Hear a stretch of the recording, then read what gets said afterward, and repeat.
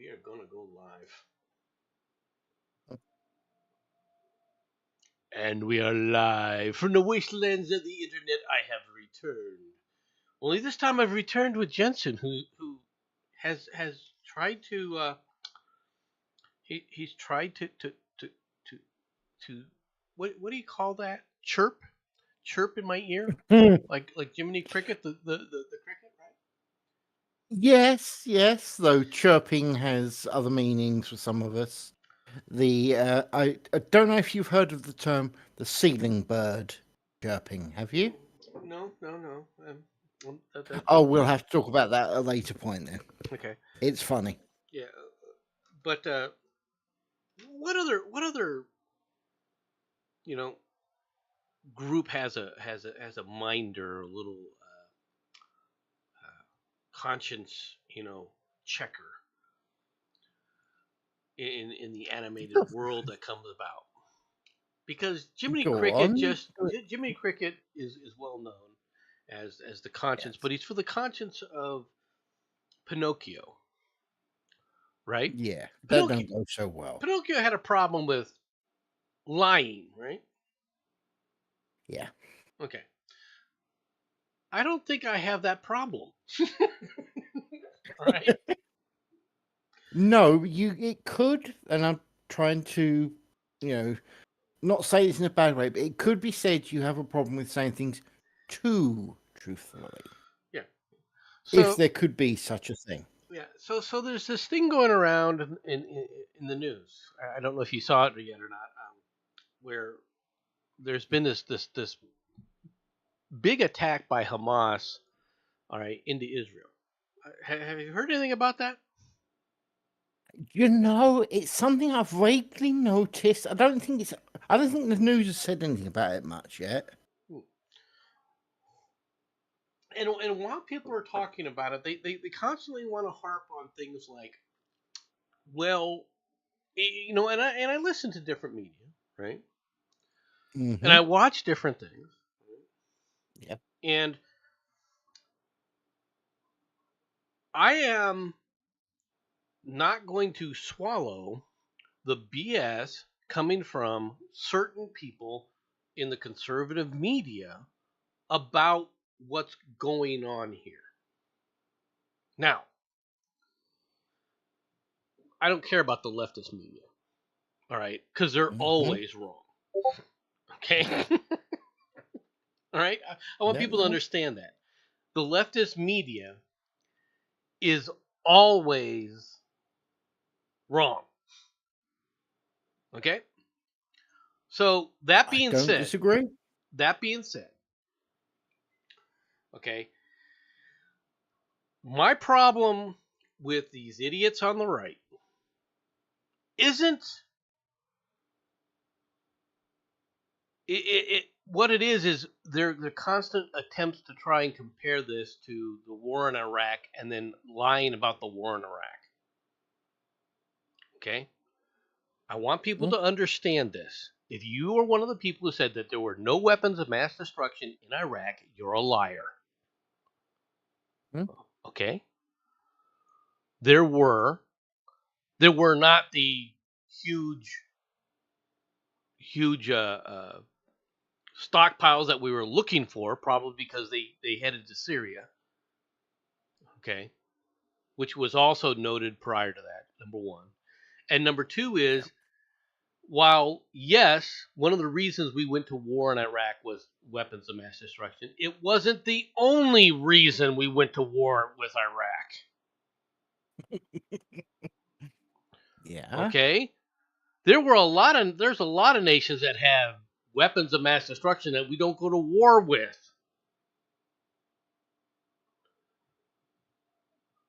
One of the problems with Yeah. with Iraqis was the fact that they were holding the and protecting terrorists, all right, that were coming and killing Americans and then running and hiding and then killing Americans and then running and hiding. And for people who don't believe me, all you have to do is look up Abu Nadal and find out what happened to that stupid son of a bitch. One moment, please. One moment. Are you trying to tell me that there was a Middle Eastern country that had something to do with terrorism? Now, when has that ever happened? They were I not mean, I want to see this evidence. okay. Carry on. Okay, it's not the matter of having something to do with them. It's a matter of shielding them and hiding them, giving Yeah, them no, I agree. material support. Okay, so Yeah. for somebody I want people to understand this. Okay, if you're going to sit there and say we have nothing to do, we shouldn't be helping Israel because it's just like Iraq, we have no business being in there, and the reason that they hate us is because we're over there. Blah blah blah. You're an idiot. I have said this from times way back, and I've been very consistent with this. This was the saw of our good friend, all right, Mad Dogs. All right, we made these guys hate us. No, they hated us anyway. There's lots. They're just going to come up with an excuse to hate us. The fact we exist and don't exist under them, under their thumb, is a reason to hate us. They always have. They always will. Nothing's going to change that. Really. How many No, I people agree. constantly? I love listening to these idiots sit up there and talk about we went over there and we did this and we did that and that made them mad. Well, what about all the times we went over there and helped them and dug their people out from the natural disasters and the earthquakes that are endemic in that region? How many times did we sit up there and save their people again and again and again from the disasters that they created for themselves? But it's funny that the only thing that they seem to be able to focus on is their hatred for America. Oh, yeah. Or the West in general. Okay. So this is all a bunch of bullshit. All right. And I'm sick and tired of listening to it. And what goes right along with this, okay, and this is why one of the reasons why I want to do the stream before I get to the real angry part of the stream. Okay, because that's coming. That's coming. I think women under the age of 30 and healthy enough to survive birthing two twins should still be alive. I agree. Problem is, with what you're saying with the heart attacks can screw you up no matter how old you are. Oh, that's right. And they can literally come out of nowhere. They can, but in the case that he's talking about, he's referencing that there might be some other issues. That's possible. That is true. Right. I have heard an interesting conspiracy theory, which I personally don't give any credence to. All right, I don't give much credence to. Let me rephrase that. Right. And that was there are people who are saying that the COVID shot that was ordered to be given to the military, that most of the doctors watered it down and actually gave them a placebo. Wouldn't shock me, to be completely honest. It would surprise me a little bit. If that happened, it would surprise me. You might want to know what TM has put in the chat. Dude, so you support the wreckage of Libya? What do you mean by the wreckage of Libya? Let's get blunt. We didn't wreck it enough. We didn't wreck it at all. Okay. Well, let's be completely honest. You guys did lob 1 or 2 missiles at it during like the 90s and whatnot. All right. So let's stop right here. Back in the 90s, what happened? What was it? What happened? The wall hadn't fallen yet. It was in the 80s, by the way. The wall hadn't fallen yet. Okay. Cool. Right. Yep. And who had their sector in Berlin? There might have been a little bit of an issue with the, and I use the term, Soviets at the time. The Soviets had a sector. Who else had a sector in Berlin? I believe you lot. Oh, and we did. And who else? Okay, yeah, well, we was involved too, but what the hell? All right, and the French, right? So we all had our parcel little sectors of West Berlin, all right? With the Soviets having East Berlin. Okay. Yeah. Let's be honest. Hold it. Before you carry on, let's be honest. We basically had 2 streets and a back alley to the amount we had. It was literally bugger all in comparison to the rest of you. Just want that stated, okay? That was not that is not true. Number one, and number two. All right, you guys, you guys were treating it even in the 80s as if it was a your domain of play. Okay. Yeah, that was because we blew it up. Okay. Okay.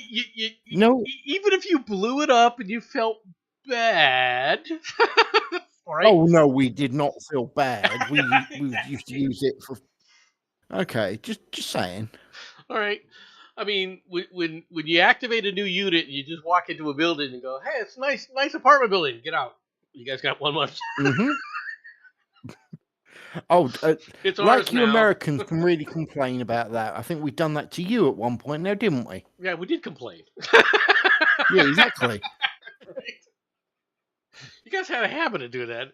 I don't think those habits have changed a lot. Anyway, back to the thing. But you remember back in that time frame, right? Yeah. You guys, had what there was an airline called Pan Am, right? Pan American Airways. Yeah. Oh yeah. I like you. Kind of had a little flight, right? Yeah. Where did that flight come down at?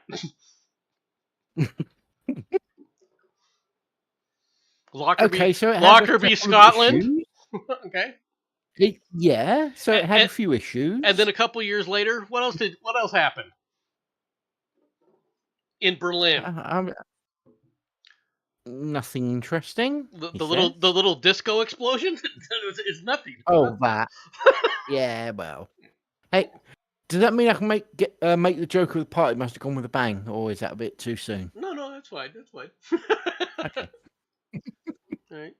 And so, hey, Batman's not here. I'm going to be doing the bad jokes. And so, what did we do? We sit up there and told the Libyans that we're coming and we're going to deal with this situation right now. And we paid Gaddafi a little visit. Mm-hmm. Yes. And we bombed his front yard. Yes, you did. And we then, with the second wave, after hitting what it was supposed to hit, because it already did, the second wave didn't even drop their weaponry in their ordnance. Okay. We did that as a warning to good old Gaddafi, right, of what not to do. Mm-hmm. Now, Gaddafi was very, very quiet. Is it true? Gaddafi had no problems for a long time with Americans. Granted, they would yell a little bit about, you Brits holding that, the Lockerbie, the Lockerbie bomber. Yeah. A bit miffed. And then you gave him back like a bunch of idiots. I know, we got bored with him. Right? Granted, he was dying of cancer, but that's not an excuse to let him out of prison. You should have let him die in prison, dude. You might want to ask the question of how he got the cancer. But let's not go there with that anyway. Mm-hmm. Anyway. So, when did Gaddafi become a problem? He became a problem when the Democrats were in charge. Everyone is a problem when the Democrats go in charge. Well, because they think that America's weak. Well, let me rephrase that. They know America, when Democrats in charge, is very weak, right? But one of the things that everyone has been talking about, this is what caused me to do this stream here. Everyone was talking about that this attack was an intelligence failure on the part of the Israelis and a part of the Americans. I'm sure you've heard this. I've heard you. Yes. I'm sure you listened to them talking kibitz. Okay. Oh yeah. And what's your opinion on that? Do you know, the problem we've got is you hear at one point that it was a screw up on the Israeli side, then it was a screw up on the American, then it just shows how successful that Hamas was, that they were able to out control all these other yeah, exactly. I actually just go, I don't care. We have a problem, we deal with the problem, time to deal with the problem. Well, but this problem's been there for a while. Sean, clear out the Jews out of Gaza and remember that glass and sand, or heat and sand, make glass. I'm not actually going to have a problem with this as a concept. We haven't got to what our suggestions yet. All right, now tell me, Major Denson. Mm-hmm. I assume that you were watching the stream. If you're not, Of course. I suggest you watch the stream. Do you remember this story? Just waiting for it to. Yeah, it's going to take a little bit to come up, so you just have to wait for it. I know. I really wish it's there okay. wasn't a delay on that thing, to be honest. Oh yeah, yeah. Or it should be like 15 seconds, not 30 seconds or a minute, which is what Yeah. they. Don't worry. I will inform you the second the screen changes. But right now, hello. Oh yeah. Right now, for those who don't remember, this was on July 19th. 8 weeks ago? Yeah. About? Give or take. 10 weeks, maybe? It's like, yeah. Right? Hundreds of Israeli reservists vow to refuse to serve if the judicial overhaul passes, right? Now, during this time frame, what was Netanyahu trying to do? He was trying to say that these people are dangerous, the reservists need to knock this dumb shit off, and yet the reservists were all saying, oh, no, we got to get rid of Bibi, Bibi's the problem, Bibi's corrupt, blah, blah, blah, blah, blah, right? And I'm not going to get into that, right? I'm not going to go into it, but everyone was doing this. At the same time, Netanyahu had repeatedly been warning about problems, hadn't he? Oh, yeah. In fact, there were stories about 3 weeks ago talking about how the violence in the West Bank had been ratcheting up. Yep. Right? Everybody had been commenting on it. Oh yeah. So tell me, okay, how this attack comes as a surprise to anyone. Right. The honest answer is self-delusion. Okay. We've persuaded ourselves that things like this aren't going to happen, and that people that suggest it are, air quotes, far right, loony, left. Yes, I have actually put that term in deliberately, etc. Basically, we're just making bloody excuses for it. Did we know it was going to happen? More than likely. Was anything done about it? Well, I'll give you a clue. Hey, Bobby. Jimmy Dore's channel, they called Palestine a concentration camp. Yeah, I wonder if the concentration camps in Nazi Germany were allowing them to build thousands upon thousands of Katyusha rockets to fire. Well, okay, all right, this is going to be a weird thing for me to do. But as a member of Britain, and we were the ones that created concentration camps, and yes, it was us. That is not a bloody concentration camp, people. That was an open-air place for them to live in safety. Technically, it's still listed as a UN refugee camp. Exactly. Safety. So tell me, if this is a quote-unquote concentration camp, how come the UN is running a concentration camp? And how come nobody asked? How come good old Jimmy Dore didn't ask, why is the UN running a concentration camp? Why hadn't he been doing that? Because Jimmy Dore is about as freaking lost with what this bullshit is all about, all right, as everybody else. All right? Because Sean... Sorry, mate, but from Sean, allegedly, apparently, Egypt warned Israel and they were ignored. I think that Israel knew it was coming. I think Bibi's intelligence network knew exactly what was going. They may not have known all the details, but they knew a massive attack was on the way, and they did nothing to stop it because they couldn't. Because they were hamstrung by the leftist media and their own freaking idiot reservists who were all kibitzing about, oh, no, we can't do anything to stop this. You know, I mean, they're really not bad people.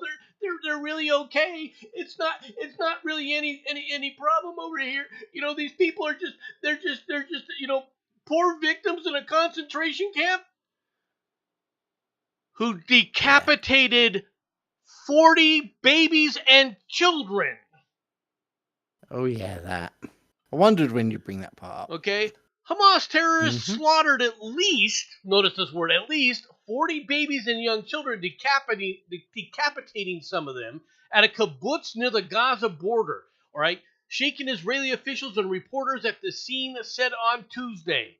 For those who don't know, a kibbutz is, they go way, way back. They're little communes. Okay. For those who don't know what a kibbutz is, it's a commune living. All right. It's hard to even explain exactly just the mass casualties that have happened here. A visibly distraught I-24 news correspondent Nicole Zedek said during a broadcast from the kibbutz Kfar Aza near Sderot, about a quarter of a mile from the Gaza Strip. Babies had their heads cut off, and that's what was the soldiers said. The families were completely gunned down in their beds. Yeah, the concentration camps are letting these people run around with Kalashnikovs and other weaponry from that good old Biden helped provide them from Afghanistan. All right. Some people say the Ukraine. No, the Ukrainians would not be giving up U.S. weapons. For the people who don't understand that, they would have, if these were weapons that the U.S. had given to the Ukrainians would have then given them the AK-47s. All right. So this wasn't what was happening. Okay. One moment, mate. TM, I just want to check. Are you joking? Did you actually not know this? And if that is the case, then yes, this is something that is apparently a big thing. Have a little look around on the internet, find it all out, scream, shout, punch a wall, and then you'll be up to date. They went into bassinets. They went into cribs where these children were, right? And then were butchering them out of hand. They went through through these areas, killing anything and everything. And like I said, decapitating. Yeah. There's a huge difference between a casualty, all right, that happens, all right, when somebody is aiming at somebody else. There's another thing when you intentionally go out there and see a baby child, and you bash its head in. Yeah. Or you cut its head off. Yeah. But Nomad, the Israelis accidentally killed civilians who ignored their warnings to flee prior to the strikes. So the Palestinians are obviously the only moral people in the conflict. The worst thing is, while he's saying that as a joke, there are people out there that believe that is true. They're not people. They're animals. They're vermin. All right. Yeah. They're vermin. Okay. Now let's go to a map here, shall we? Let's pull up a. Let's go to Google and let's go to Google Maps.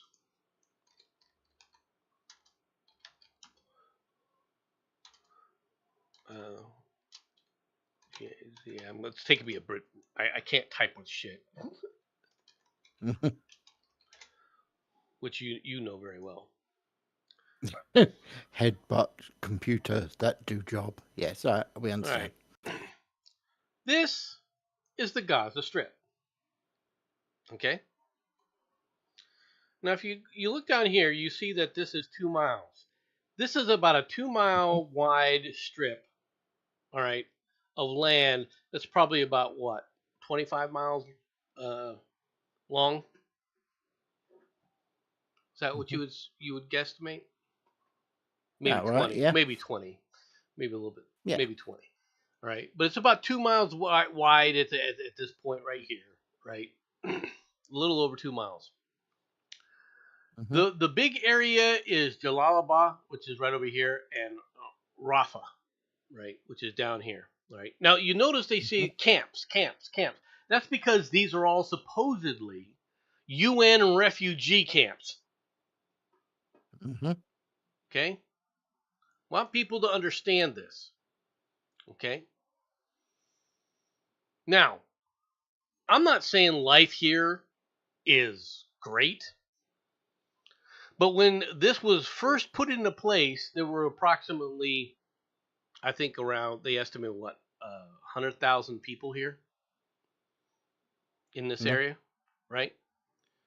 All right. There's over 1.5 million, I think now, almost 2 million. Oh, Now, okay. either there was a mass influx, all right, Mhm. or people were breeding like rabbits. Yeah. And I'm using rabbits instead of the term I really want to use. Okay? Mm-hmm. You know, like the little experimental tower, Oh, yeah. right? That's what you're dealing with here. Yeah. There's no one that sit up there and says they had to stay there. They just had to act right. But see, Mm-hmm. they keep coming back crying and crying, saying they want their land from the 1940s, knowing full well they're never going to get their land back from the 1940s. No. But there are plenty of Palestinians, by the way. This is something else. Most people don't know this, but in Israel itself, there's over 1 million Palestinians that are voting. Wouldn't That surprise can me. vote. They can vote. Mm-hmm. They even vote in elections. The UN needs to get the F out of all countries. The UN Not is a wrong. definite problem. I'm not going to deny that. Okay? Now, I'm not going to go into the West Bank problems. I'm not going to go into any of these other territories. I think it was a mistake to even give the West Bank to the Palestinians in any way, shape, or form. Right? And Mm-hmm. I'm dead serious about that. Yeah. Okay? The this is a desert, a fairly large desert-like area. Okay? During the Mm-hmm. during the Yom Kippur War, okay, or the 1967 War, 7 Days War. During the 7 Days Yeah. War, Israel went to war with Egypt and took this entire peninsula. Oh, yeah. Okay, Quite proud of him for that, but just saying. Mm-hmm. totally crushed the Egyptians. Right. Also took the Golan Heights and several other things over here in their border with Syria. Right. Then you had the Yom Kippur War. Now, the Yom Kippur War was a war started by Egypt to take back the Sinai. Now, why did they want the Sinai back? Because you know what the Sinai has in it? Go on. Oil. Apart from sand. Oh, okay. All right, there was huge oil fields that were discovered here. All right, in certain Ah. areas that Egypt was like, hey, we want I'm the surprised oil America fields didn't back. move in. Hmm. Is Iran Yeah. flying American flags right now? No. Yeah. All right. But in all fairness, I'm kind of waiting for you guys to actually move in over there permanently. Yeah. Then again, perhaps that's what could happen with this All right. little So event. we have this little thing here. Now, I'm not saying that the Palestinians were treated the best.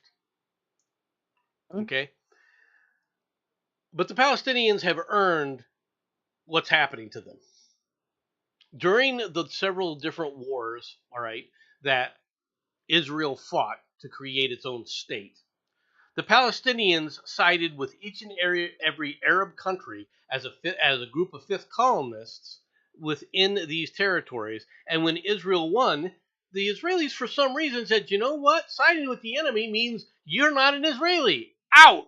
And kicked them out. Yeah, I This agree. is not a surprise. Okay? Now, taking the entire West Bank in the 6 Days War was a surprise, but that just goes to the ineptitude of the Islamic forces that attempted it. Okay, Yeah. because they still wouldn't work together. They refused to work together and everything else. Right now, the 6 Days War that people talk about, Israel started the actual fighting because Israel attacked Egypt. Mm-hmm. Okay. Now, why did they attack Egypt? Was there any reason why they attacked Egypt? Yes, there was. Okay. Because the Gaza Strip, or not the Gaza Strip, rather, but the Sinai was basically a buffer zone that was supposed to be being patrolled by the UN. All right. And Nasser was kibitzing about how he wanted the Suez Canal back and that he was getting ready to attack it, attack the forces, and take it back by force. And so what did the UN do? They fled. Ran away with it. Oh, yep, there we go. I Okay. knew it. I knew it. All right. So they fled, leaving no buffer between Israel and Egypt. And Nasser, who had been, you know, basically waving the Palestinian cause like a bloody shirt. Okay. Well, the Israelis believed Nasser was actually going to attack, even though Nasser he knew very well he was in no position to do anything. Right. He was just mouth farting. Right. Yeah. And so you end up with this situation where okay, the Israelis came screaming across the desert, wiped everything out, and stopped at the Suez Canal, Mm-hmm. and then built a huge freaking berm all the way up to keep Nice. the Egyptians out. Yeah. Okay. Now, Nasser died. Okay, for those who don't know the history of Egypt, Egypt was ruled by King Farouk. If you've ever heard the name King Farouk was the king of Egypt who was left in charge by the quote unquote British forces when they left. Yeah. All right. King Farouk was overthrown by Nasser and the Ba'ath Party. I think people have heard the Ba'ath Party.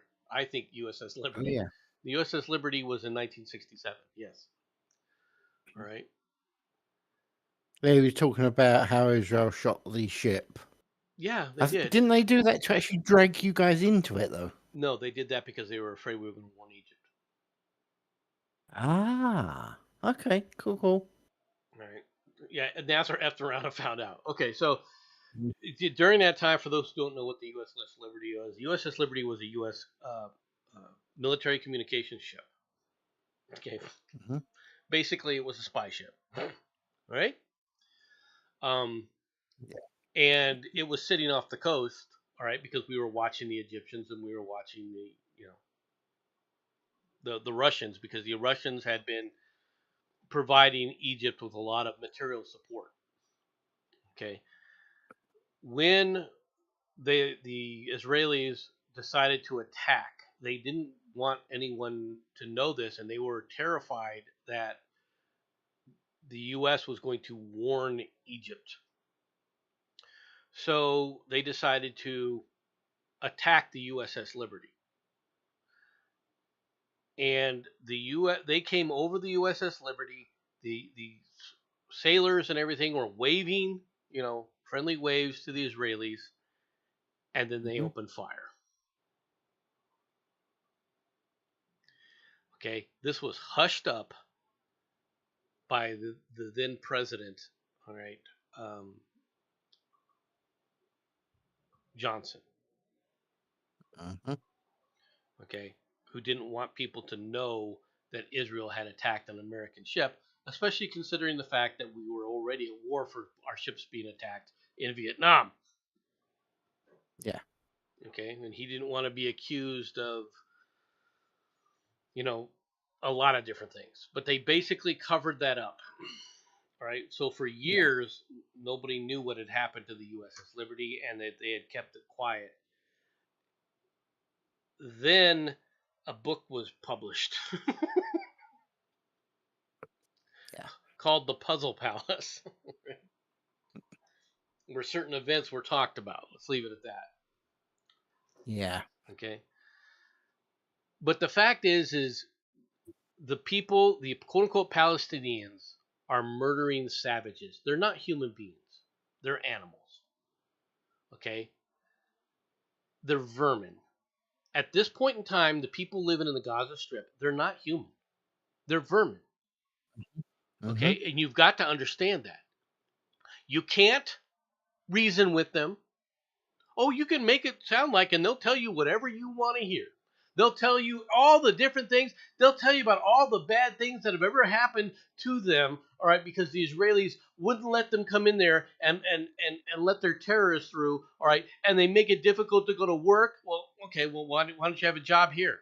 Why aren't you building stuff here? Israel's doing it. This is a desert there for them too. Yep. So why aren't you building this up? Why are you still living this way? These people are so freaking deluded that they're still carrying keys from the 1940s, all right, when the attacks and all these things started attacking. They have keys to buildings and property that no longer exist. And they still wave them around because they said, we're not going to ever leave until we do this. And their commentary is they want to push all the Jews into the sea. Yeah. They have not stopped from that. 70% of the people voted for these people in the Gaza Strip when it came to Hamas. And everyone knows what Hamas is about. All right. They got over 70% of the people to vote for Hamas. Hamas is not in charge because the populace is just, we're just so poorly oppressed and everything else. No. They want these savages. They believe in these savages. They believe that what these savages do is perfectly acceptable. They have no problem bringing that to somebody else. And if you don't think that they would be more than willing to bring it anywhere in the world, you're a freaking idiot. Are you going to mention the fact that Hamas, when they actually first got in, they slaughtered all of the other political teams in there? So basically, there was only them around, or you can. They went in there on a hunt and everything else, and they've been, and it's not just agitating. They build up their forces. Mm-hmm. They have rocket factories inside of this quote unquote concentration camp with rocket factories in it. Okay. Yeah. This concentration camp went from 100,000 people to over 1 million, and the Israelis didn't put people in it. So you want to tell me how this is anything like a concentration camp? Jimmy Dore? Hey, Jimmy, why don't you stop talking out your frickin' ass and actually start being honest with people once in a while? He can't do that. These people are freaking savages. They're not human. And you can convince, well, it's this and it's that, and if they would only be treated better. They were treated better. Yasser Arafat was offered half of Jerusalem, all of the West Bank, to be Palestinian territory. Mm-hmm. Okay? And he turned it down. All right? He refused. Why? Because it's not about living peacefully. It's not about land for peace. It's not about land at all. These people don't give a frickin' crap about the land. They just want the Israelis dead. And the Israelis, for the most part, settled here during the Zionist movement. Okay? Now, what was the Zionist movement? Hold on, it was Jimmy Dore's channel, but a guest host wasn't him. Okay, well, Jimmy. All right, if it wasn't you, I apologize. Thank you for correcting me, Bobby. Who is this Sam Cedar? Who is this Sam Cedar dude? I'm guessing he's a presenter that you know of. Sam Cedar is much worse. He's another YouTuber as far as I know. Right. Oh, okay. Saddam Hussein was part of the Ba'ath Party, I think. Yes, he was. You know who else was part of the Ba'ath Party? Hafez Assad. Mm-hmm. Right. Now, the Ba'ath Party, okay, for those who don't know, the Ba'ath Party was a leftist party, all right, that was formed within the Middle East, all right, with less religious overtones.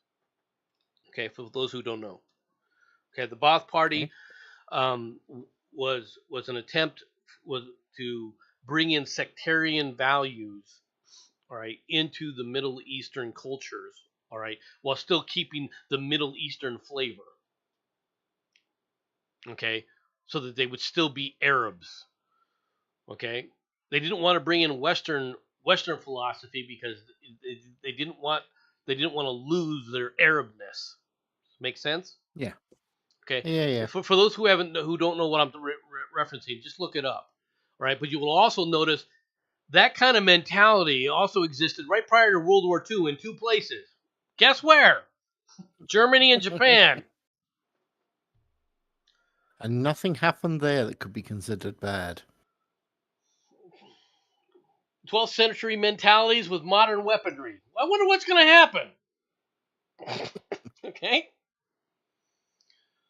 Now, the Palestinians during the Zionist movement, as we get back, the Zionist movement came about, what was it, 1870s?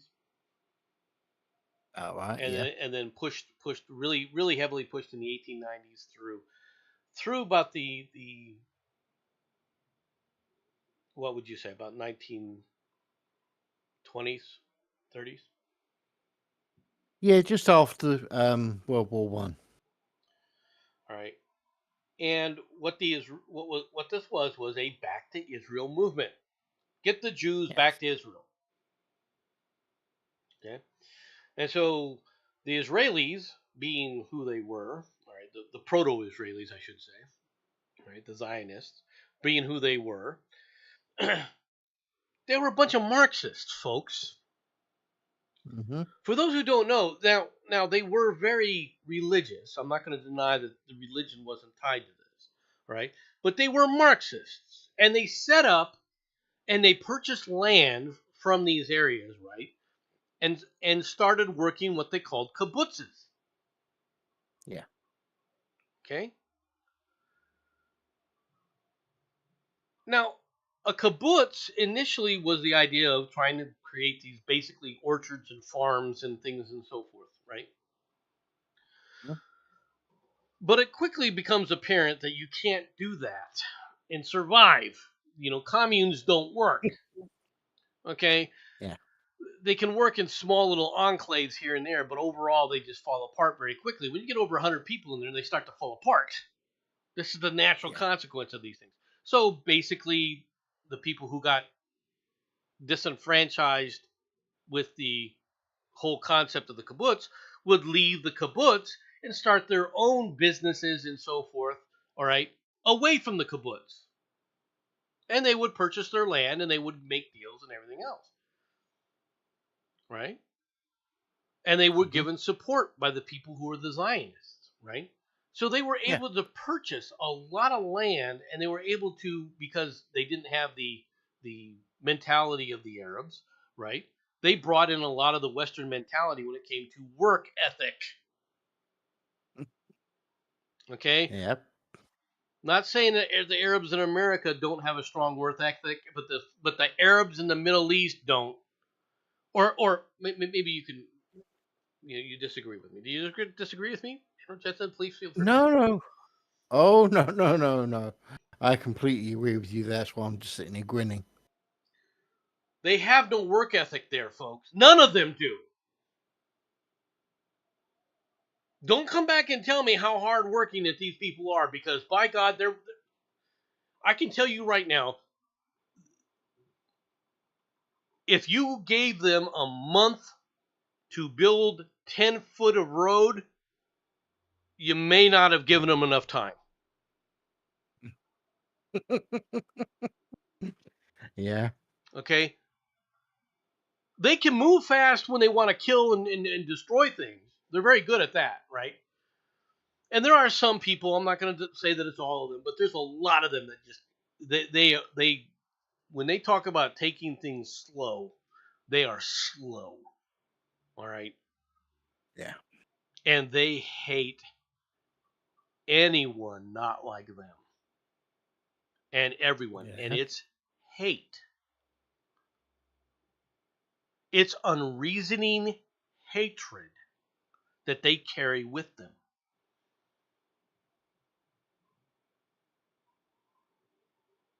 And they haven't changed. They don't want a modern society where they have to work. They want all the trappings, and they've been able to purchase it to a large extent. If I may, I'd like to bring up a tiny point. Does that sound a little bit like the left to you? Because it does to me. It's exactly like the left, except that they maintain their religious. They retain their religious component. The left in the West is still looking for its great religion. Climate change is becoming Sure. it. Okay, but they haven't Yeah. quite settled on that yet as a coalesced Yet. group. Okay. Mm-hmm. The main reason is too many of them want to believe it, and then when they try to enact it, the rest of them look at it and go, "That's stupid." Okay, that's the problem that they're having. All right, Yeah.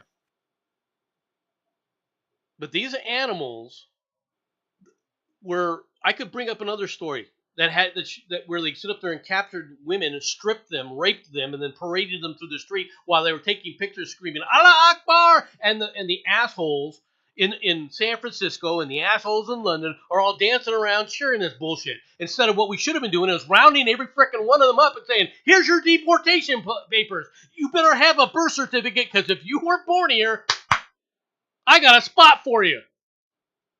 Mm-hmm.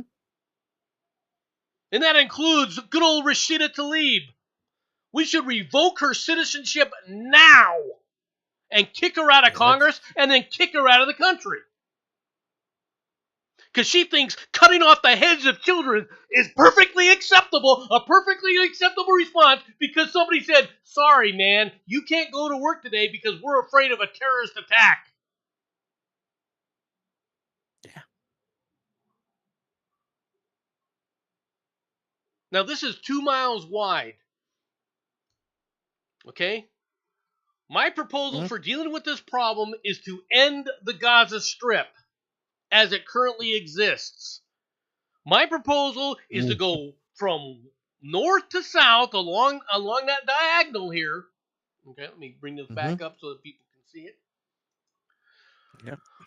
Just along this diagonal here, from north, starting from the north, flying to the south, with B-52s, wingtip to wingtip, fully loaded, each one, all right, with 500-pound bombs. And I think we should just start from one end and go all the way to the other end, bombing away hour by hour. All right, every hour on the hour, a new strip of land is gone. Quarter mile at a time. 1/4 mile strip at a time. Boom, boom, boom, boom, boom, boom, right? And I would do it for a good 24-hour period. There would not be a problem anymore with the Gaza Strip because most of this water would be filling in these bomb craters, which is the only part that would be left.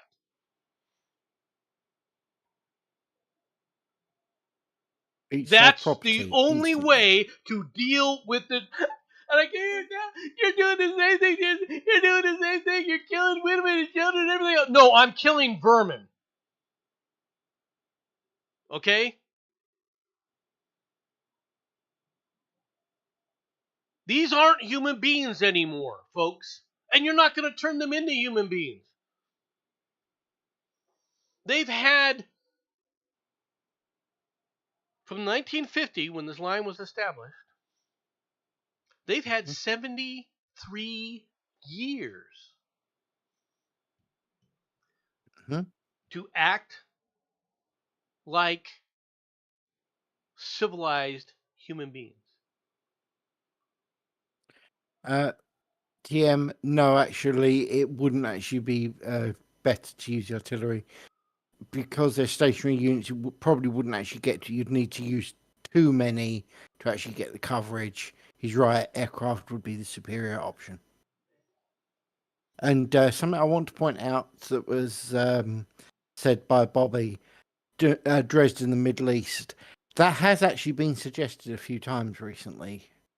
I assume you understand the concept of Dresden. Oh yeah. Okay, just making sure. The problem with a Dresden-like attack is, I want everything level to the ground. Fire bombs just ain't gonna do it. Okay, the German buildings were wood. These are cement. Okay. True. All right. True. So they're not gonna burn. Okay.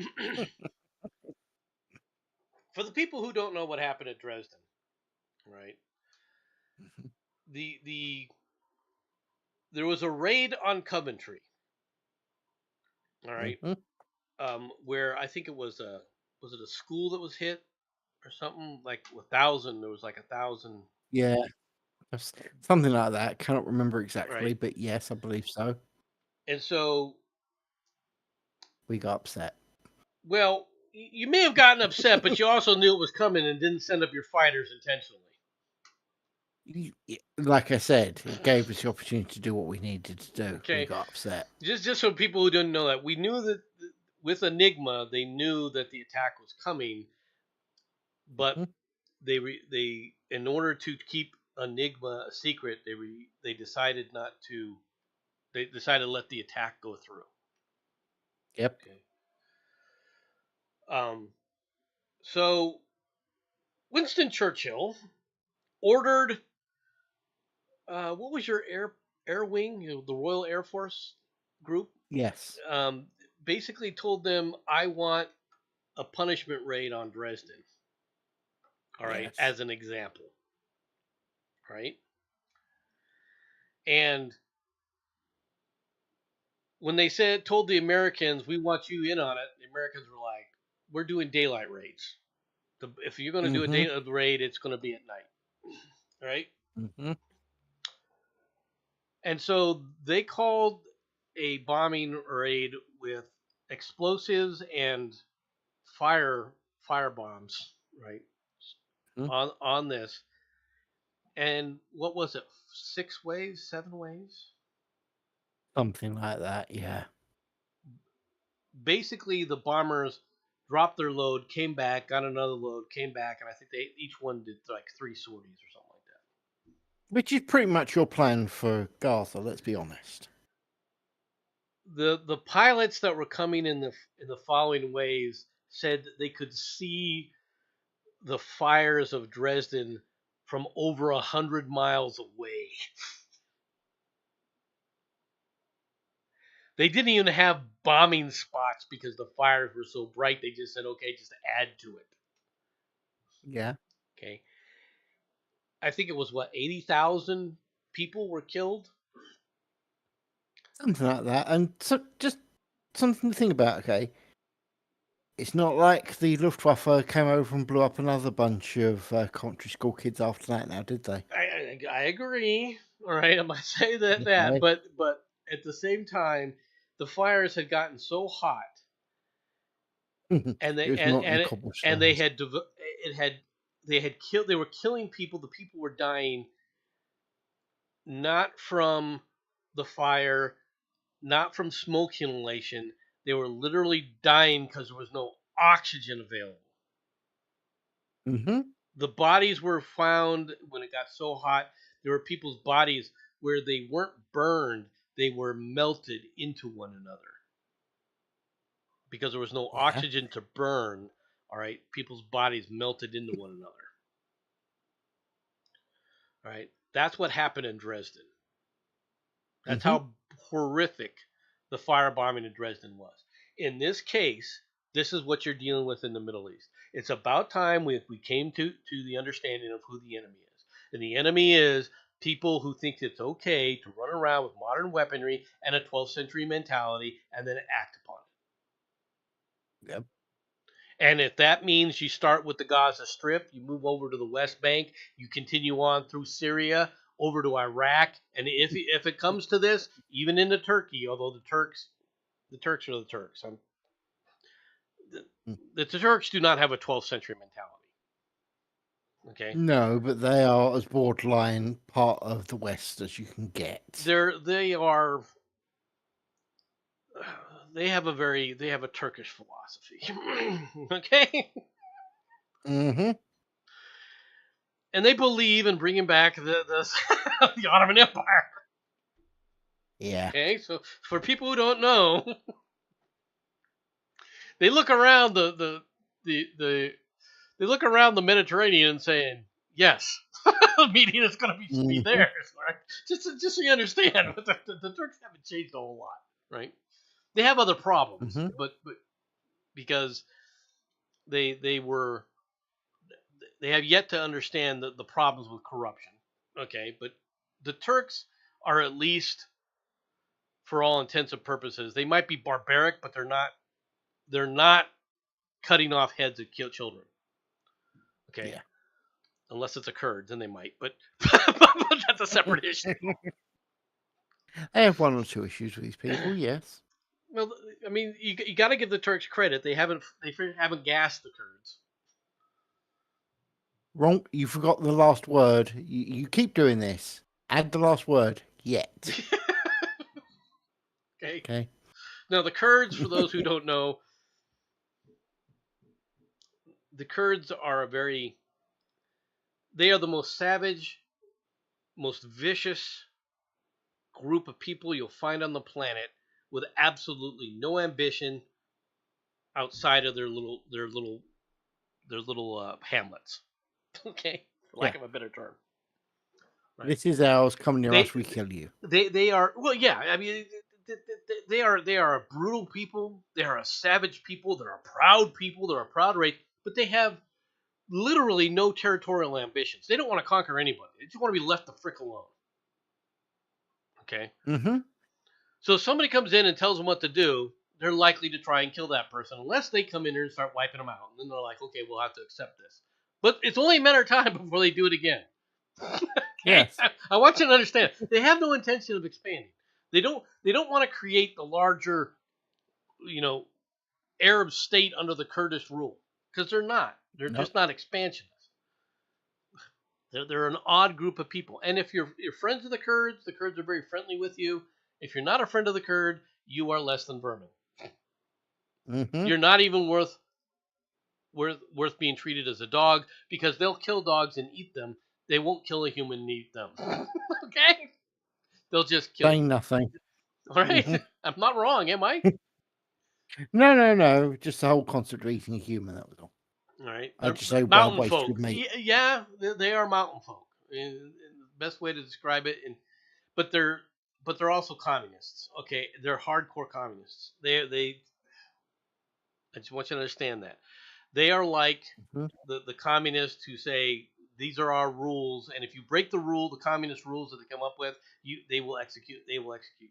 There is no okay, we slap you on the wrist. There is no pat you on the bottom. There is, okay, you screwed up, die. Here's the rules. Mm-hmm. Oh, you broke the rule? Yep. Sorry for you. Next. Right? That's what you're dealing with. My solution, bomb it from B-52s for 24 hours straight, every hour on the hour, until there's absolutely nothing left. Mm-hmm. Or until the people say, okay, we're gonna take out every single one of these Hamas animals and hand them over for war crimes. That's what I'd give them. You got 40. I would give them 48 hours. You got 48 hours. Because that's how long it would take to fuel up the B-52s and get them ready for this campaign. I'd say you got 48 hours. You have 48 hours to turn them all over, or the entire Gaza Strip ceases to exist as a livable platform. Mm-hmm. And I would put it to them like that immediately. You're going to turn over all these animals. You're going to sit up there and this is how it's going to go. We're not. If you're not going to sit up there and turn over the animal, I don't want to hear you until you're turning somebody over. If you come to me and say, hey, we want to talk about X, Y, and Z, but you're not turning somebody over, it doesn't make any difference. Right? Mm-hmm. That's what we're going to need to do, because it's the only way you're going to fix this. Arab hillbilly commie. That's the Kurds got it. Not wrong. It is. It's what they are. That's think about. I want people to understand this. The Kurds in their mountainous little region occupy territories of Iraq, Iran, and Turkey. Yeah. And the Turks have brutalized them. The Iraqis have brutalized them. The Iranians brutalized them. And they're still there. They're still there. They still exist, and they haven't changed. Okay. And they don't want to go with anybody else. Mm-hmm. I just want you to understand this. In some ways, they're like the Israelis during the Roman occupation time. Right? Don't say the good old days. Just don't say it. It's not the good old days. I mean, have you ever read about the Roman war with Israel? No, but I've heard it was particularly brutal at times. well, Romans could be brutal at any time. This is a fair statement. I can't really disagree with you there. Okay, but it's a time frame of brutality as well. But the Romans Yeah. were very very vicious when it came to a group of people who the Romans had a very simple philosophy. We're here. We're here with an army. Our army will kick the shit out of your army. After we get done kicking the shit out of your army, we will demand tribute from you. Okay, in the Mhm. form of money generally, but initially they take slaves. Mhm. Initially they take a group of people and then treat them like slaves, right? But the Romans will then say, as long as you give us tribute, and as long as you obey our, the overall arcing rules, we'll let you have your own leaders in charge and everything else. Herod, right, was the king of Israel. People forget this. Yeah. If you want to talk about biblical times with Jesus Christ, all right, Herod Mhm. what was the king of Israel. Now, were there Roman legions in the area? Yes. But the Romans would basically let Herod do whatever the hell he wanted to. Mhm. All right, as long as it didn't interfere with the collection of their taxes and so forth as part of the tribute, Yeah. right? And in fact, people don't know this. People forget that the quote unquote tax collectors, they were Jewish. Yeah. Okay. Now, tax collecting back in that day was rife with corruption. Okay. just just gonna No. just gonna put it out there. Okay. Yeah. They were abused. You were they There was an assessment for tax, but it was more of a poll tax, meaning if you were walking, you owed money. Okay? Yeah. It's not how much money you had. It was a matter of here's your tax. This is what your thing is. Now, the Romans themselves would have their amount of tax was not overly brutal per se. All right. But when you add on to the Mhm. fact that Herod had to get his cut and the tax collectors got to get their cut, it was absolutely Yeah. ridiculous. Okay? Yeah. Just so you understand. But Herod had a standing army of Israelis, okay, and so forth. Did not People know that. people forget this. Oh yeah, right. When Jesus was grabbed, it wasn't the Romans that grabbed him. Mm. It was Herod's forces that It's, in- grabbed it's interesting. I watched a documentary on this called Life of Brian. They didn't tell me any of this. him. Life of Brian wasn't a documentary. Of course it was. Don't be silly. How do you think I learned about aqueducts? Right. But that's what you're dealing with, though. You're dealing with a 12th century mentality. These people don't think like us. They don't think like we do. All right. And the only thing they understand is power, physical force. And if you don't stop them with physical force, they're just going to come back and say you have no plans to stop them. And they're going to continue to act like barbaric savages, all right, from the nether realm. Because that's Yeah. what they're like. They're not even the barbarians of, you know, what you consider the good barbarians or the honorable one. They have no honor. These people have no honor. Mm-hmm. Okay? They don't even have honor amongst themselves, folks. Why do you think Egypt doesn't say, wait a minute, we'll bring these poor people into Egypt? Why do you think that the Iraqis don't go? You know what? We could sit up there and deal with some Arabs, right? Especially Saddam Hussein. Saddam Hussein was a Sunni Muslim, right? Mm-hmm. And his population in Iraq only 40 something percent are Sunni. The rest are Shia. Okay. Yeah. During Saddam Hussein's entire reign, he could have brought in every freaking Palestinian and bolstered his numbers of Sunnis and Sunni support. Mm-hmm. Why didn't he He do didn't that? want them. Because nobody wants them. Nobody Because wants they're a them. pain in the freaking Yeah. ass. The one place they started to settle was in Jordan, and when that happened, you had what was known as Black September when they tried to freaking kill King Hussein, right, and take over. Didn't go so well. Well, he put it down, and he put it down brutally. Mm-hmm. because he had no choice. Yeah. The Palestinians have been a problem for everybody. There was a time frame when the Arab Palestinians were, and this goes all the way back into the early days of the occupation by Britain, okay, where they were at least reasonable, okay, temporarily. For about a 20-year period, they were reasonable, all right? Mainly because their big focus was to kick out the frickin' Turks. People forget this, okay? These were Arabs being ruled over by Turks, all right, during the occupation during World War One, okay? Yep. When the Ottoman Turkish Empire collapsed, these areas then there was a power vacuum, okay? And the problem with the power vacuum was that idiots, and I'm going to use the term idiot in a way, all right, like Lawrence of Arabia. Lawrence of Arabia thought he knew what the Arabs were like. Yeah. And he became a friend of the Sauds. Mm-hmm. Yes, the Sauds that that rule Saudi Arabia. Oh yeah, yeah. Right. But he never understood the fact that the Arabs of different cultural ethnicities still hated each other.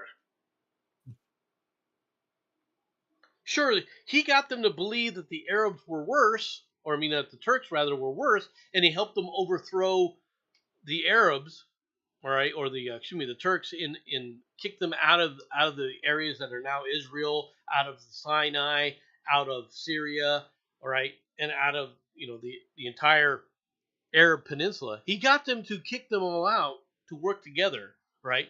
But he did it by basically promising English help to do that. But once that was accomplished, now you had a problem. Yeah. Right? Because all these people looked, well, who where do I rule? Now the Sauds were somewhat reasonable and said, okay, we'll take the real prize. Mecca, Medina, and the Arabian Peninsula. Right? That's what they did. Right? And they had the British backing for it. Let's be perfectly frank. Oh yeah. All right. Egypt became a separate enclave. Now the Egyptians are not Arabs. I want people to understand this. They may speak Arabic, but they're not Arabs, and they know it. Oh yeah. And they let everyone else, including the Arabs, know it. Because all they do is they come back and go, look at this. You didn't do shit. All right? They point to the pyramids. Right? Yeah. All right? I don't have anything against the Egyptians. I think the Egyptians are kind of cool. Right? They're not Arabs, okay? They have a different cultural mentality. They accept the Arabs to a point. Okay. Thing from Bobby in the chat you might want to take note of. Didn't Lebanon invite Muslims to hopefully be mass murdered by them in a generation or so? Maybe I'm wrong. Okay. Lebanon, okay. After World War I, you have what's known as the Balfour Agreement come into play. Right? And the Balfour Agreement was an agreement between the Allies, sans the United States. Okay. Mm-hmm. Of who was going to get what territory in the Middle East. Yeah. France got Syria and Lebanon. Okay. Yep. Now, Lebanon at the time, okay, had a large Maronite community. 50% of the people in Lebanon were Maronite Christians or Maronite Catholics, depending upon who you're talking to. Right? And 50% of them were Muslim. Okay. So the French, in their infinite wisdom, decided to set up a parliament where 50% of the parliament would always be Catholic and 50% of the parliament would be Muslim, right? And they would share this. And Lebanon, and I can't stress this enough, the Lebanon flourished Yes. Okay, until the 1960s, Lebanon was the most flourishing and the most stable of all of the nations in the Middle East. Mm-hmm. However, over time, what has happened is that the Arabs, all right, began to out, and I know this is going to sound bad, but it's really the best way to understand this. The Arabs began to outbreed the Maronites.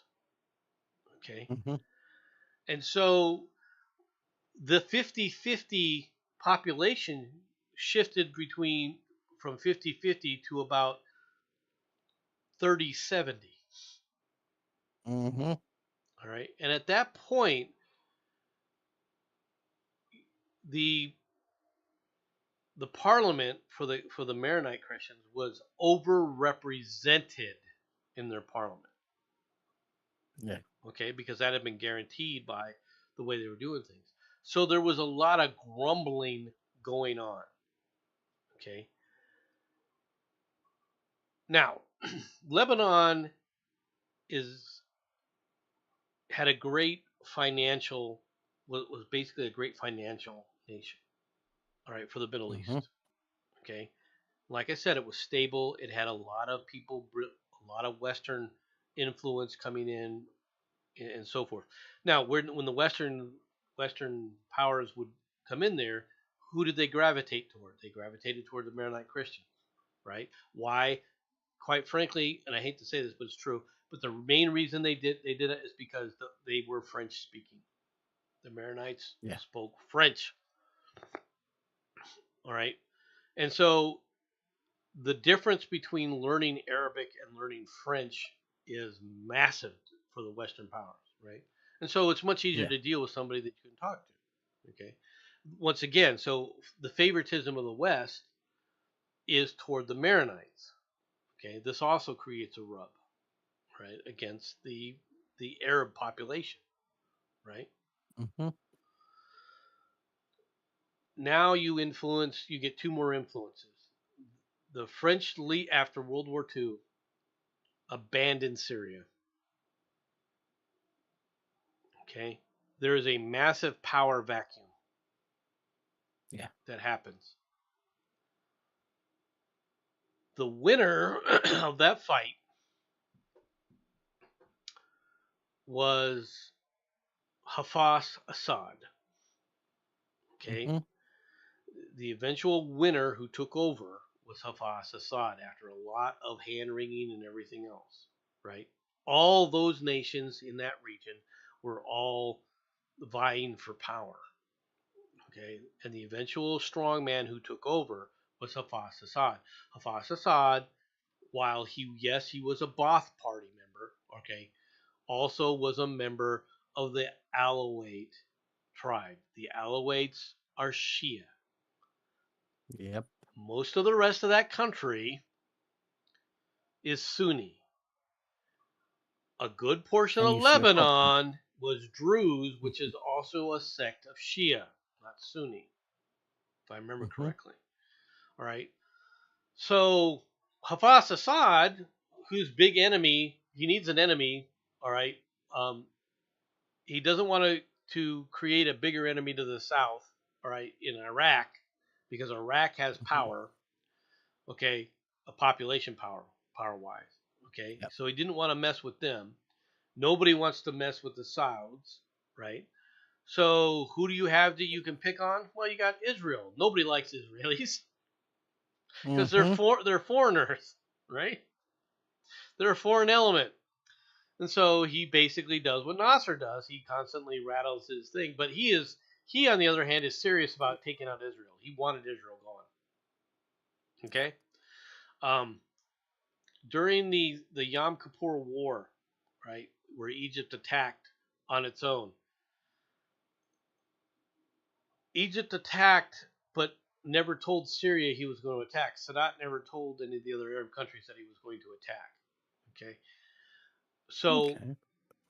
Syria was caught off guard, but they were like, "This is our time. This is our opportunity." Mm-hmm. All right. And so Hafez Assad quickly got his troops together and said, "Go, boys, go!" And they attacked. And they were pushing the Israelis back massively. Okay. And in fact, they were within a few miles. Okay. At the time, the at the time the capital was Tel Aviv of Israel. Jerusalem was Yeah. not the capital. Okay. But they had streamed across here and were within less than I think what was it, 14 miles from Tel Aviv. Ah. Okay. Now there is a river, right? I think right along here. Here, right along here, right? This river. Mm-hmm. You can see how close it is to Tel Aviv, right? And it was night, and there was a bridge across that river. And instead of securing that other end of that bridge, the Syrian general said, "Okay, well, I don't want to push my armor any further, all right, in the dark, so I'll just wait for morning." That's his mistake. Mm-hmm. If he had attacked, there was no one he could have solidified their hold on that river, that river crossing, and brought in the rest of their forces. Because he didn't, the Israelis were able to bring in armor of their own to dig in on the other side of the river, and so that bridge was never taken. Yeah. Okay. Hafez Assad executed that general. just so you know, the kind of guy that he did, right? Mm-hmm. But Hafez Assad never gave up the opportunity to try and he wanted the entire thing. He wanted Hafez Assad has right. There are certain holy areas that people don't know about in the world of Islam, right? Damascus is one. Damascus is a major holy site and a very much that is under obviously Syrian control. It's the capital of Syria. All right. For those who don't know, Damascus right here. All right. What he of course wanted was the third greatest site. All right. Now Damascus is like the fourth or the fifth. Mm-hmm. All right. But he wanted the third, which is Jerusalem. And Jerusalem is the crown jewel. All right, in a lot of ways. Yeah. Why? Because everyone still flows to Jerusalem. Everyone wants to visit Jerusalem. All right, the West has always been enamored with Jerusalem because of its ties to Christianity. There's always Christian pilgrimages coming to Jerusalem, and quite frankly, there's more movement that way. Now, for the Islamic world, the two biggest prizes are Mecca and Medina. Yep. Okay. Trying to figure out where they are.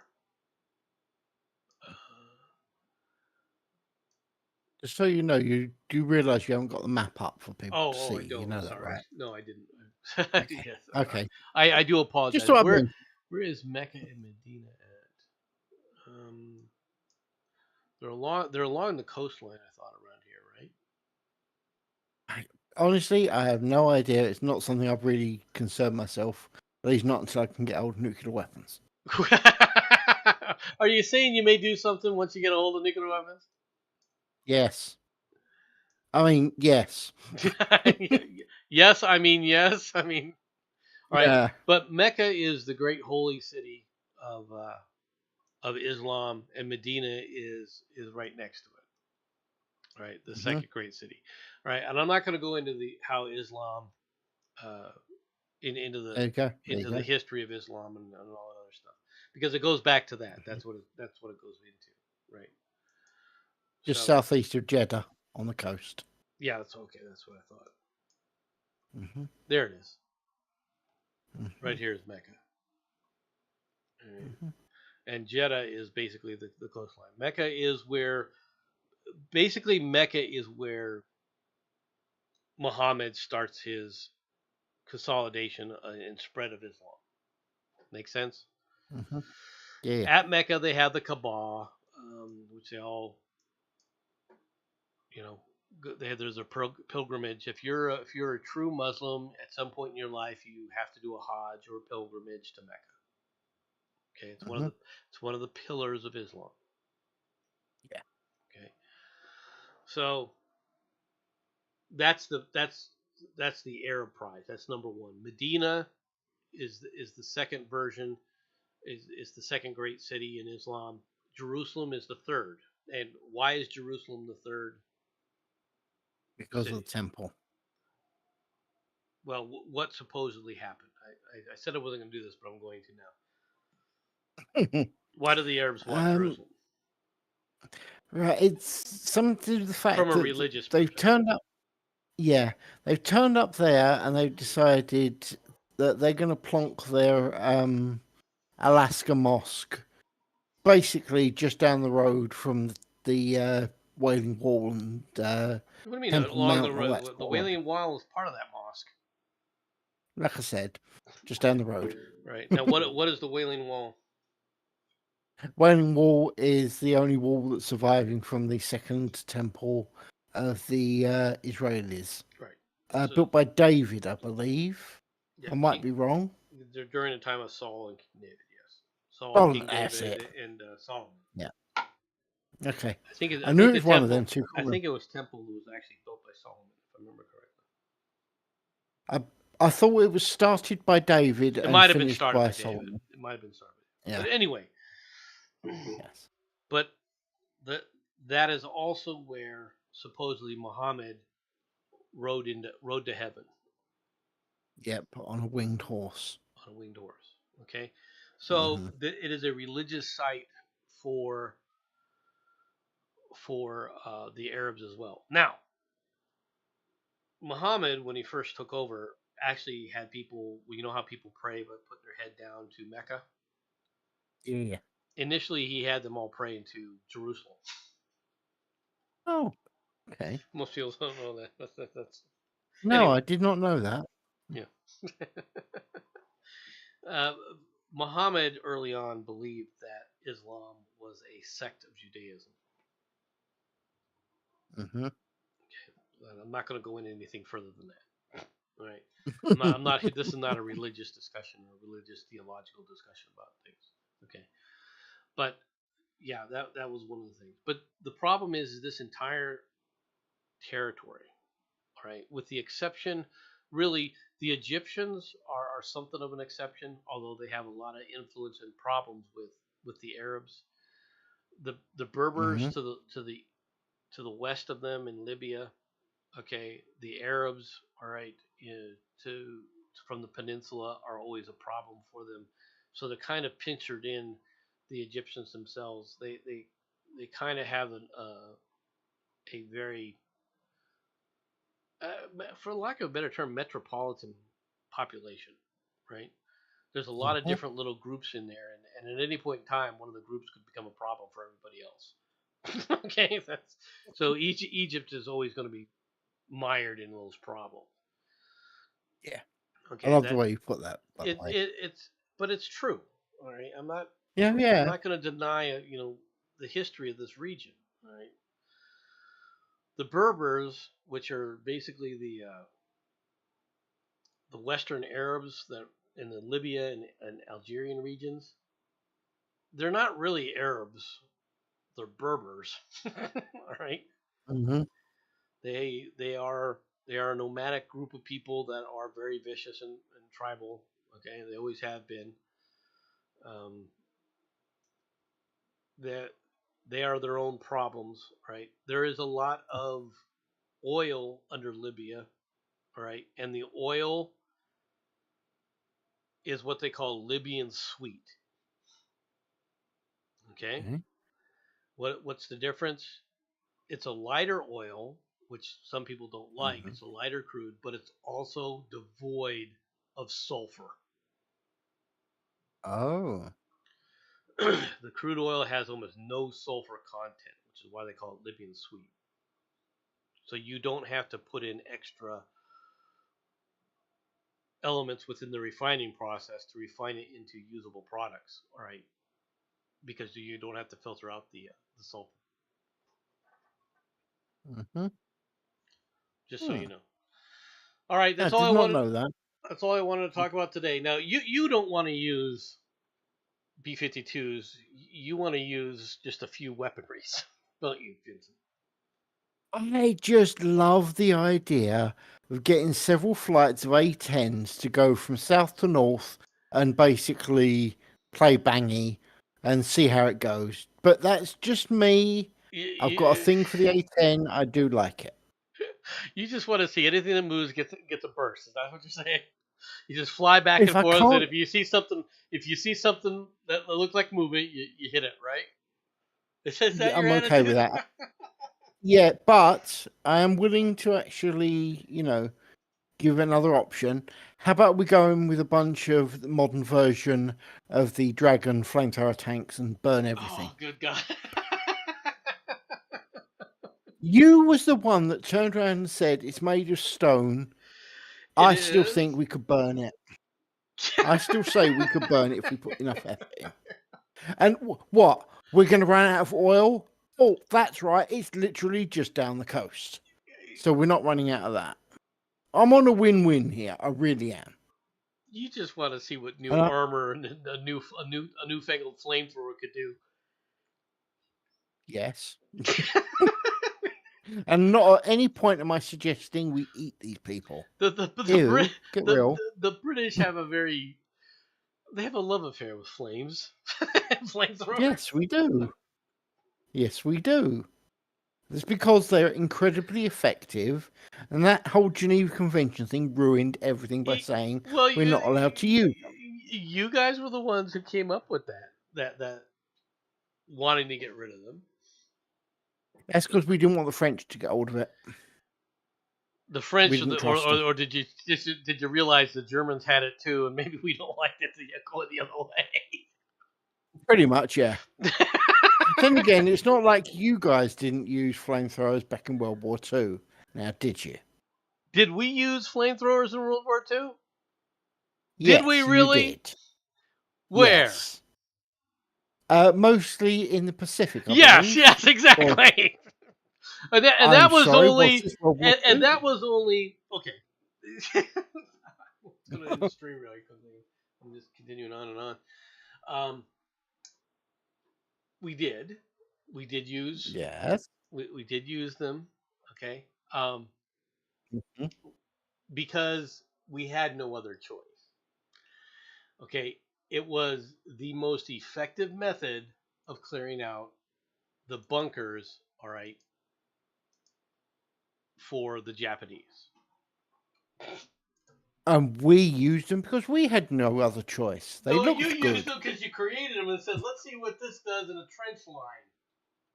Exactly. We were using them on freaking pillboxes. Okay. Okay, so we just had to teach you how to use them properly. That's all. Oh dear. We couldn't even get to teach us how to use them properly. I don't think that's exactly trying to. It's okay. Daddy will teach the little kids how to use the toys properly. Don't worry. We were forced to use those against a population that during the battle for Iwo Jima. Mm-hmm. Okay. We landed. The initial landing force that we brought in was 17. It was approximately totaling around 17,000 Marines. Mm-hmm. Okay. We estimated that the Japanese forces on the island were approximately 12,000. Mm-hmm. Our intelligence was wrong. Okay. There were over 22,000 Japanese soldiers on the island when we landed. I bet that was a shock. Well, the problem was is the Japanese general in charge had decided that he couldn't expend the forces against the landing, so he decided to let the landings go ahead before he then opened fire. Yeah. Okay. Now, this is where Mount Suribachi becomes into play. Mount Suribachi um, overlooked the landing beaches, and so the Marines, a few hours after the landing, were landing more and more equipment on the beach as a staging point, and then Mhm. they began to get hit. Okay, Yeah. and the Japanese just rained hell down onto the beaches and anybody else, which of course made the taking of Mount Suribachi absolutely critical. Okay, Yes. but he never really launched a full bore assault. All right, from the other forces that he had. The majority of his forces were not on Mount Suribachi. He had forces in other places. If he would have moved in at that point and said, "Okay, we're going to do a coordinated attack from Mount Suribachi. Once we throw them into confusion, I want you guys to rush down and storm the beaches," they would have killed the landing force. They would have wiped out the landing Yes. force, and the landing force would have suffered, would have been a failure. We would have had to come back, regroup, and do it again. All right, Yeah. that's reality. Oh Okay, yeah. but because he had decided not to contest the beaches and so forth, they didn't coordinate that correctly. Um, they allowed the Suribachi to fall, and the general in charge was actually surprised how fast the Americans were able to actually take Suribachi, right? Which is kind of stupid on his part because he knows that the damn island is surrounded, and what was the big surprise was this was the first time you saw a large scale integrated war effort where they brought in air power and air support to help with the fight. Yeah. Okay. Now it was still a nasty fight. But after the Americans flew the flag, right, the great flying of the flag on Mount Oh yeah. Suribachi that everyone talks about, um, the Americans' intelligence said, okay, we estimate that we've killed approximately 6,000 Japanese. Mm-hmm. Okay, so it's our estimation that half the Japanese forces, there's only half the Japanese forces left on the island. Okay, Hmm. they weren't wrong in that 6,000 Japanese had been killed, Yeah. but that was 6,000 out of 12,000, not 6,000 out of 22,000, where 2/3 of the forces were still available.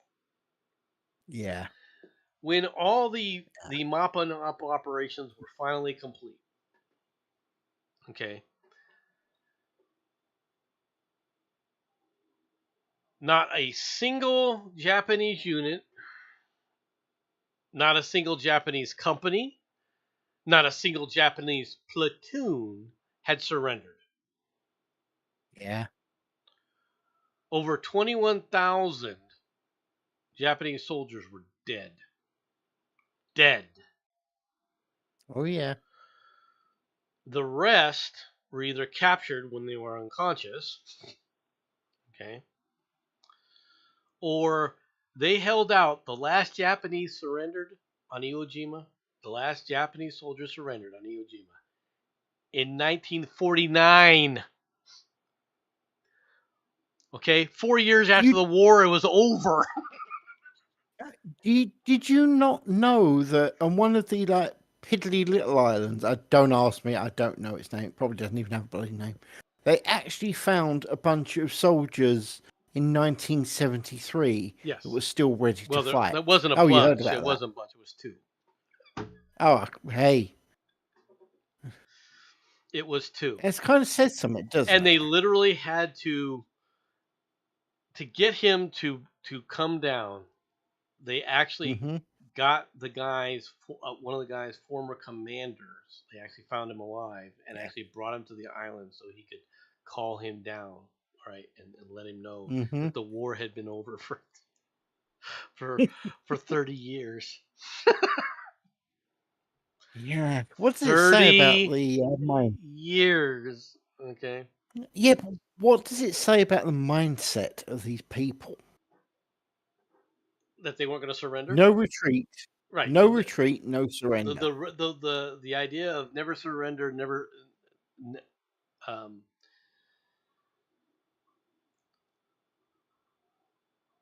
never give up, and never surrender. That was a credo of theirs. Okay. Yeah. And it was something that the population as a whole believed. Okay.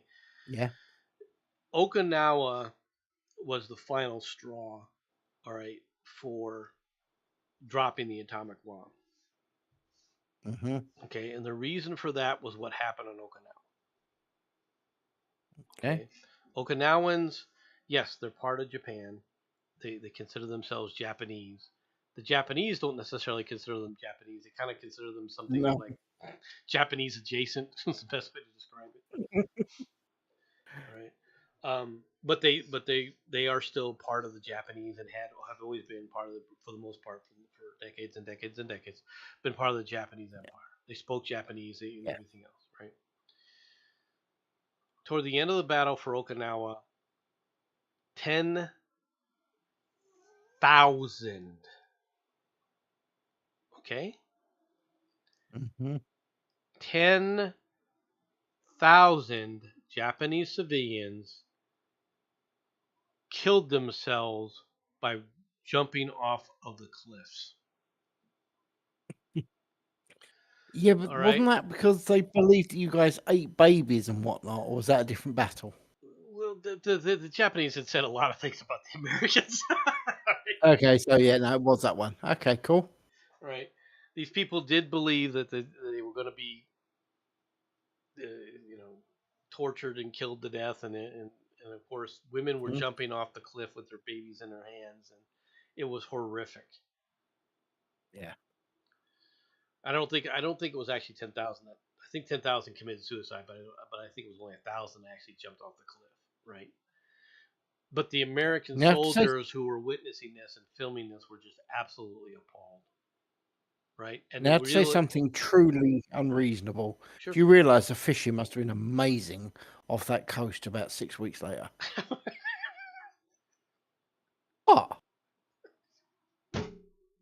Jensen, I'm not wrong. If you like shark, maybe. I mean. I'm sorry. Japan, shark fin soup. Can you see a mix here in any way, shape, or form? Okay. Do you think we were worried about feeding the Japanese population? No, but they were really worried about feeding sharks. Is shark fin soup a big delicacy in America? I've got to say, can't say that I know that it is. Okay, we don't eat shark. Nobody eats shark in America. You have lost your mind over sushi, though. Just want to say that much. There is some kind of delicacy that for some reason there are people in America that swear by sushi, but sushi is not shark. No, right? And it's not shark fin soup, and it's not. Americans do not look at creatures like sharks as on the table unless they're starving. I'm not saying Americans won't eat shark, but the first thing that people got to understand about shark is you've got to skin it, and then you got to boil the meat, and then throw out the water, and then boil it again in order to cook it. Otherwise, it's so tainted that it's just horrifically inedible. Okay, that's why Americans don't eat shark, because you've got to go through the whole process of preparing it. Americans are interested. What do you mean you can't put it on the fire and stick it in your mouth? That's too much work. Or in English, too much effort. That's what you're trying to say. Too much effort. Exactly. Right. All right. Fair point. Anyway, you said you wanted to finish. It is time to end this. Unfortunately, I got to get back to work. So I appreciate you all coming out. Hope you all had a good time. Thanks for coming, everybody, and I will see you all later. All right. Bye-bye. And